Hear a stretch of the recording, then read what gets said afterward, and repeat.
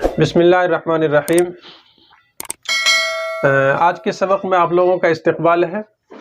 آج کا سبق ہے جملہ کی قسمیں، یعنی جملہ کی قسمیں کیا ہے، کتنے طرح کے جملے ہوتے ہیں۔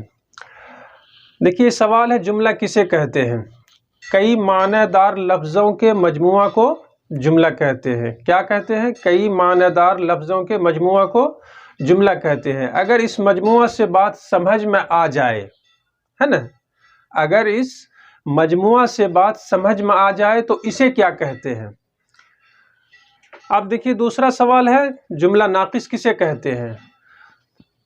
بات جس جملہ سے بات سمجھ میں نہیں آئے اس کو کیا بولیں گے؟ جملہ ناقص۔ جس سے بات پوری سمجھ میں آ جائے، جس جملہ سے بات پوری سمجھ میں آ جائے اس کو بولیں گے جملہ تام۔ اب یہ سوال ہے مسند۔ مسند جو ہے، اب یہ ایک سوال ہے کہ مسند کی تعریف، مسند کسے کہتے ہیں؟ جو بات مسند الیہ کے بارے میں کہی جائے اس کو کیا بولتے ہیں؟ مسند۔ اب یہ ہے مسند الیہ۔ مسند الیہ کس کو بولتے ہیں؟ جس کے بارے میں جملہ کے اندر کچھ کہا جائے اس کو بولتے ہیں مسند الیہ۔ اب میں آگے آپ کو لکھ کر کے بتاتا ہوں اور مثال کے ساتھ، تاکہ بات آسانی کے ساتھ سمجھ میں آئے۔ یہ بتایا تھے کہ جملہ کسے کہتے ہیں؟ کئی معنی دار لفظوں کے مجموعہ کو کیا کہتے ہیں؟ جملہ کہتے ہیں، یعنی سینٹینس کہتے ہیں۔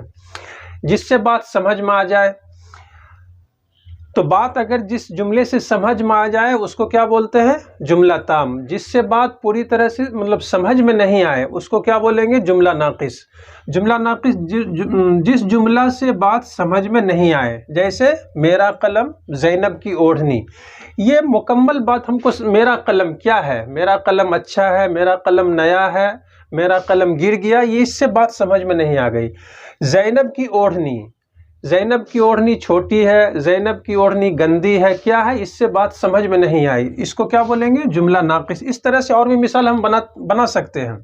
اب دیکھیے جملہ تام کسے کہتے ہیں؟ اگر جس جملہ سے بات سمجھ میں آ جائے، مکمل بات سمجھ میں آ جائے اس کو کیا بولتے ہیں؟ جملہ تام۔ تام کے معنی ہی آتا ہے مکمل۔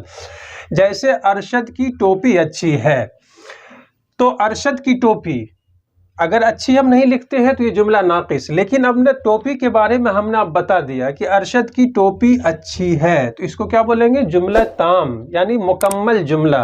اب اس میں کہیں پر سے اب شک نہیں ہے کہ ٹوپی کے بارے میں ہم کو کیا کہا جا رہا ہے، تو ٹوپی کے بارے میں یہ بتایا جا رہا ہے کہ ٹوپی اچھی ہے، تو اس کو بولیں گے جملہ تام۔ اب آگے دیکھیے مسند۔ جو بات مسند الیہ کے بارے میں کہی جائے، مسند الیہ کے بارے میں، یعنی جس کی طرف جو چیز کی ہم نسبت کریں گے تو اس کے بارے میں کہی جائے، جیسے خورشید نماز پڑھتا ہے، تو یہ پڑھتا ہے، نماز پڑھتا ہے، یہ کیا ہے؟ مسند اس کو بولیں گے ہم۔ اب یہ مسند الیہ کس کو بولتے ہیں؟ جس کے بارے میں جملے میں کچھ کہا جائے، یعنی جس جملے میں جس شخص کے بارے میں کہا جائے کچھ، اس کو بولیں گے مسند الیہ۔ جیسے عقیل سو رہا ہے، اس میں کیا ہے؟ عقیل، یہ سو رہا ہے، سونے کی نسبت کس کے طرف کر رہے ہیں؟ اسناد کس کے طرف کر رہے ہیں؟ مسند الیہ۔ تو کون ہے مسند الیہ؟ عقیل، یعنی سونے کی نسبت ہم کس کے طرف کر رہے ہیں؟ عقیل کی طرف کر رہے ہیں، تو یہ اس کو کہا جائے گا مسند الیہ۔ جس کے بارے میں جملے میں کچھ کہا جائے تو وہ کیا کہلائے گا؟ مسند الیہ۔ تو عقیل سو رہا ہے، اس میں کیا ہے؟ مسند الیہ کون ہو گیا؟ عقیل۔ خورشید نماز پڑھتا ہے، تو نماز پڑھنا یہ کیا ہے؟ مسند، اس کو کیا بولیں گے؟ مسند۔ یہ بات اب سمجھ میں آ گئی۔ تو خلاصہ کے طور پر اور بتا دیا جاتا ہے کہ جیسے میرا قلم، خالد کی ٹوپی، اس کو کیا بولیں گے؟ ادھورا جملہ بولیں گے، جملے ناقص کہتے ہیں۔ ایک بات یاد رکھنی ہے کہ جملے کے دو ٹکڑے ہوتے ہیں، دو بھاگ ہوتے ہیں، اور ہر جملے میں ان دونوں کا پایا جانا ضروری ہے، جس کو بولتے ہیں مسند اور مسند الیہ۔ مطلب جملہ جو بنے گا اس میں دو بھاگ ہونا ضروری ہے، مسند اور مسند الیہ کا ہونا ضروری ہے۔ تو اب تو بات سمجھ میں آ گئی ہوگی کہ جملہ کسے کہتے ہیں؟ کئی معنی دار لفظوں کے مجموعہ کو جملہ کہتے ہیں۔ جملے ناقص کسے کہتے ہیں؟ جملہ سے بات سمجھ میں نہیں آئے اس کو کیا بولیں گے؟ ادھورا جملہ، ناقص جملہ۔ جس جملہ سے بات پوری سمجھ میں آ جائے اس کو بولیں گے جملہ تام، یعنی مکمل جملہ۔ مسند کس کو کہا جاتا ہے؟ جو بات مسند الیہ کے بارے میں کہی جائے اس کو بولتے ہیں مسند۔ مسند الیہ کس کو بولتے ہیں؟ جس کے بارے میں جملے میں کچھ کہا جائے اس کو کیا بولتے ہیں؟ مسند الیہ۔ تو آج کا سبق اتنا ہی ہوا، اور آگے اپنے طور پر اور کچھ مثال بھی بنا سکتے ہیں، ہے نا۔